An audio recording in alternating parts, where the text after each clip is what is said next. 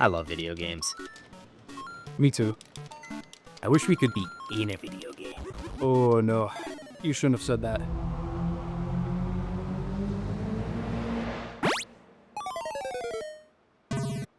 What is happening?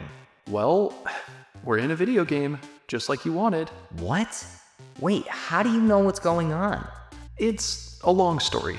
Well, do you know how we can get out of here? I think so. I've had this idea for a while for a new video game called Voyager. In the game, you would pilot a spaceship to connect the stars in the zodiac constellations. Each constellation would be one level, and in each level, you have less and less time to connect the stars. Players who get to the end could record their score on a leaderboard and make new friends among the stars for humanity. Players who run out of time would have to start over again. But so far, it's just an idea, and to get out of here, I think we have to actually build that game. That sounds like a fun game, but building it could take ages. It could, but a new player has entered the chat. Google Antigravity. With Antigravity, we can orchestrate a whole team of AI agents to build Voyager. I bet we can do it in less than an hour. Well, that sounds pretty cool, actually. Where do we start? We'll start by downloading Antigravity to the pod bay doors. Open them up, Hal.